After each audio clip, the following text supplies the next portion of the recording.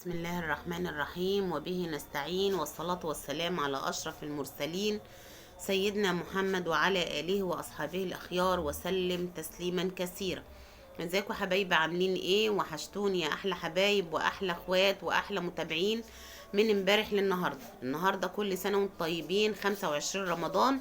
جايين لكم بفيديو برضو جديد وخطير من قرار مفاجئ ان شاء الله مفيش اخلاء للمستاجرين فئة من الفئات معينة بعد ال7 سنين، وان شاء الله يا جماعة ما يكونش فيه اخلاء خالص وتتلغي مادة الطرد دي، ويعيش الشعب المصري ونكتفي بزيادة الأجرة زي ما بيقولوا.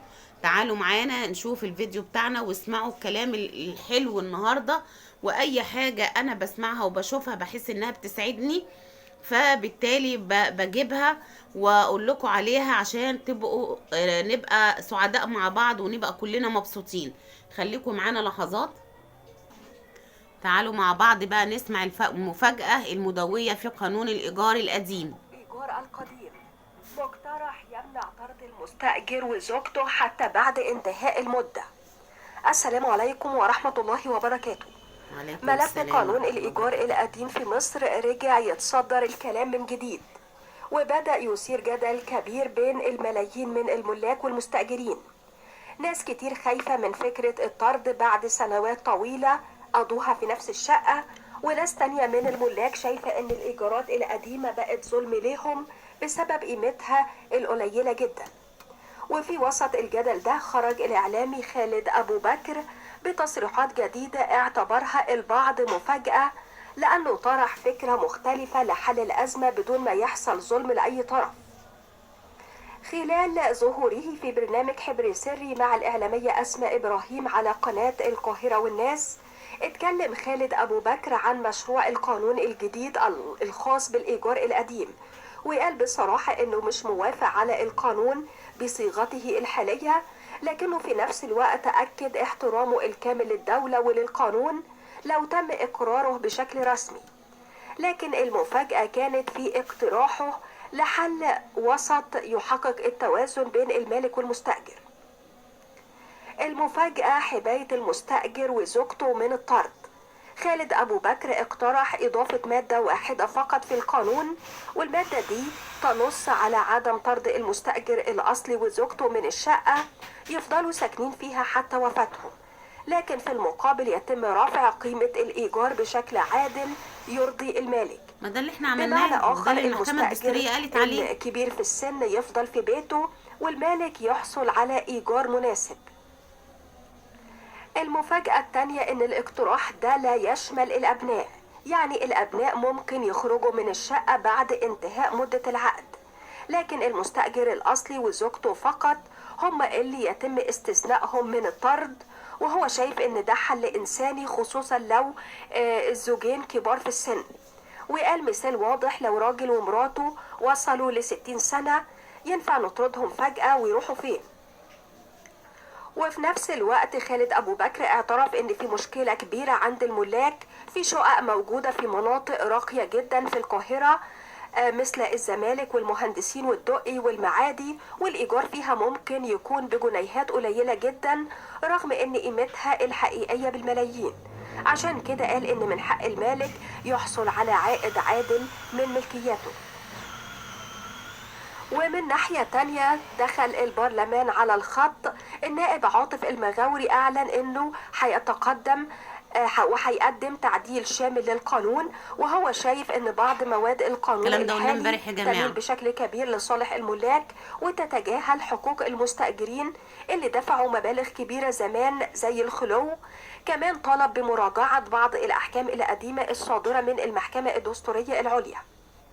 ليه الموضوع حساس جدا؟ السبب بسيط، قانون الإيجار القديم بيأثر على ملايين الأسر في مصر، وفي مشاكل كتير منها إيجارات قليلة جدا للملاك، أسر عاشت عشرات السنين في نفس البيت، كبار سن صعب ينتقلوا لمكان جديد.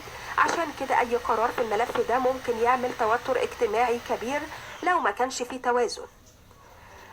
الخلاصة يا جماعة، الجدل حول قانون الإيجار القديم لسه مستمر، لكن الفكرة اللي اتطرحت مؤخرا بتقول رفع الإيجار بشكل عادل، بقاء المستأجر الأصلي وزوجته في الشقة، خروج الأبناء بعد انتهاء العقد، وده حل بيحاول يوازن بين الجانب الإنساني للمستأجرين والحل القانوني للملاك. لكن لسه القرار النهائي في إيد البرلمان، والملف ده متوقع يفضل يشغل الناس لفترة طويلة. ودي كانت آخر تطورات موضوع الإيجار القديم لحد دلوقتي. لكن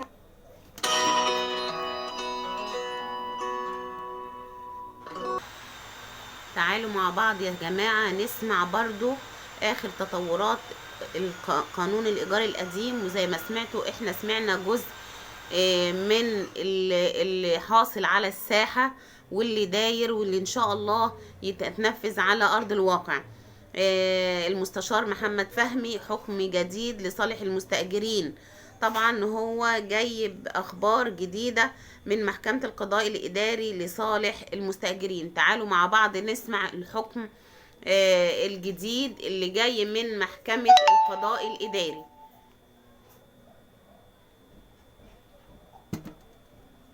ناخد الست بسملة. السلام عليكم يا بسملة. الأمل والتفاؤل، ونبدأ الفيديو المهم جدا النهارده بالأخبار. نسمع مع بعض سعيدة، ونبدأ بحكمتها اللي بتقول: تجري الرياح بما تشتهي سفننا، فنحن الرياح ونحن البحر والسفن.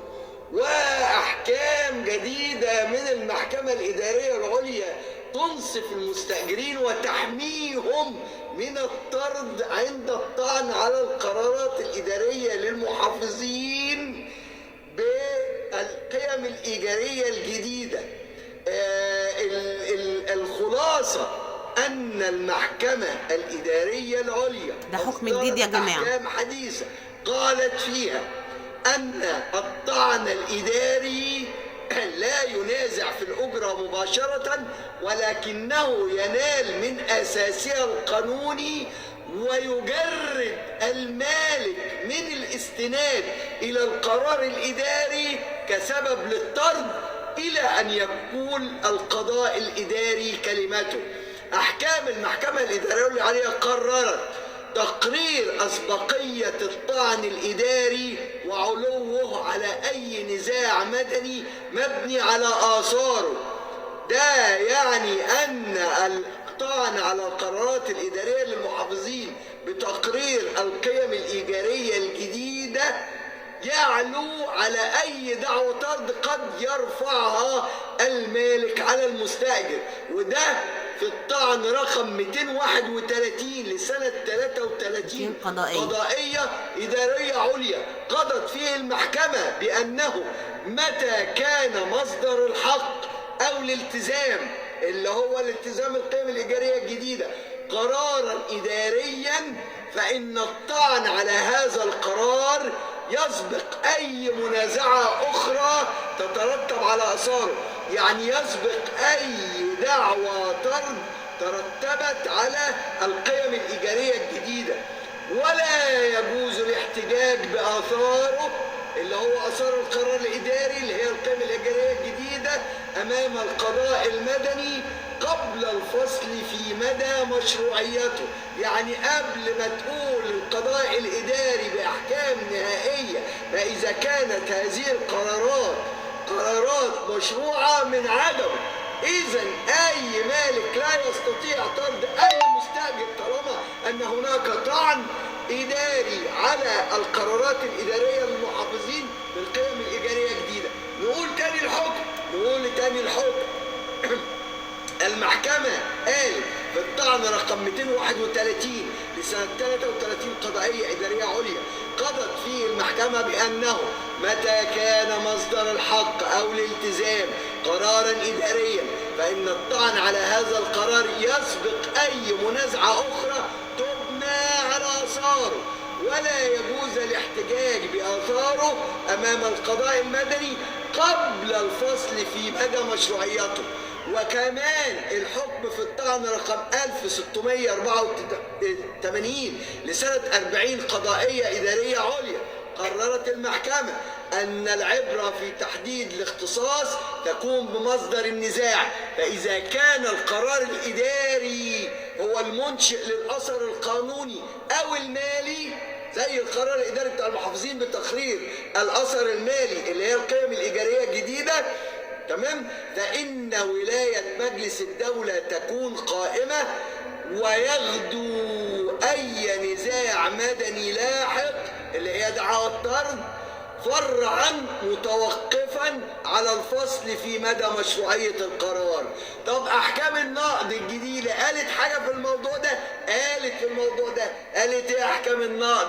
في القاعدة رقم 1563 لسنة 52 قضائية نقد مدني، قالت إذا كان الفصل في النزاع المدني اللي هو دعوى الطرد يتوقف على الفصل في مشروعية القرار الإداري اللي هو قرارات المحافظين، وجب على المحكمة المدنية اللي هي بينظر قدامها دعوى الطعن أن توقف الدعوة لحين صدور حكم بات في الطعن على القرار الإداري. هذه الأحكام هي ضربة قاسمة لأي مالك يفكر إنه يرفع دعوى طرد، ويجوز التمسك أمام المحكمة المرفوع أمامها دعوى الطرد بسبب عدم سداد القيم الإيجارية الجديدة بهذه الأحكام التي قررتها المحكمة الإدارية العليا ومحكمة النقد. هذه أحكام أبشركم بها النهاردة الجمعة في العشر الأواخر من رمضان، والله يستجيب بتقرير هذه الأحكام للمستأجرين، وشيء رائع وجميل، ويا رب في هذه العشر الأواخر أن يستجيب الله. زي ما سمعتوا يا جماعة المستشار محمد فهمي كان الكلام ده كان يوم الجمعة، والفيديو ده هو كان عامله يوم الجمعة. كل سنة وانتم طيبين، وعلينا ان احنا نكثف الدعاء في ال10 ايام الاخرانيين. كل المستأجرين يكثفوا الدعاء عشان خاطر ربنا يفك كربنا ويفك كرب متضايق. وده كان الفيديو بتاعنا النهارده. كل سنة وانتم طيبين اخواتي وحبايبي ومتابعيني. يا ريت كل يشوف الفيديو يعمل